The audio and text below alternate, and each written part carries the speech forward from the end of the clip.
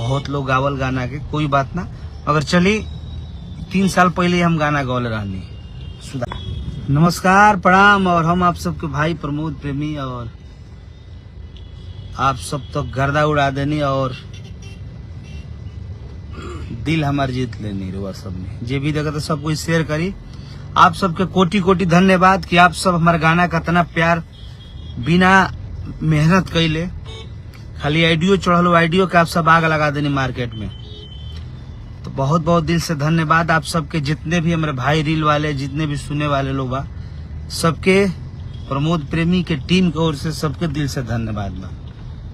और आशा ना पूरा विश्वास करता नहीं कि हर एक गाना के यही तरह जन सैलाब रहे के चाहिए, यही तरह जलवा रहे के चाहिए।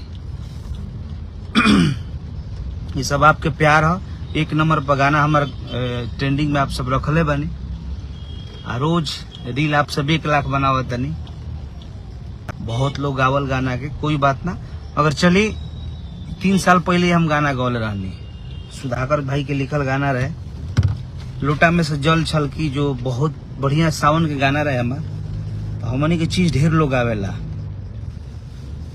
बहुत सारा ऐसा गीत हम गौले बन जब तमाम कलाकार लोग गौले बा भाई लोग। तो कोई बात ना, अतना ना एक्स्ट्रा रखल बा कि ये से ले सकता लोग गावल, कोई बात ना। और वो गाना कितना बड़ा आप सब बनाई, भोजपुरी में इतिहास रच दी। ओकर वीडियो बहुत जल्द आवे अलावा आइडियो में पहले आप सब कमाल दिखाई ओकरा के। और आज गाना छूटल बा हमारे सलोनी म्यूजिक जंक्शन से, छठ पहिलका छठ रवि के लिखल गाना हो और संगीत कान्हा के।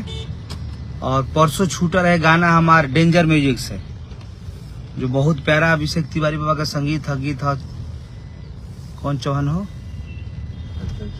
हाँ, राजन चौहान भाई के गाना, वो बहुत प्यारा सॉन्ग बा। तो आप सब से अनुरोध नहीं हो रहा बा कि आप सब रील बनाई, और आज छठ जो छूटल बा वो गाना के सुनी, वहू पर रील बनाई। बहुत कोसी पड़ोसी संग भरा धनिया, जो एल्बम के नाम है। तो आप सबके प्यार हो भैया, और ज्यादा कुछ ना, यही तरह आप सब आशीर्वाद अपने भाई के ऊपर राखी। लोग का कहता वो कुल मत देखिए आप सब, कैसे कि आप सबके बिना टीआरपी पावे खातिर देखी केहू के नीच देखावल उचित ना। भगवान देखते हैं, जो जेकरा साथे जैसे करल ओकरा साथे ऐसा होला, ये प्रमाण बा। हमनी के क्लीन चिट्ठा बा, या केहू दाग ना लगा सकेला। महाराज से गाना।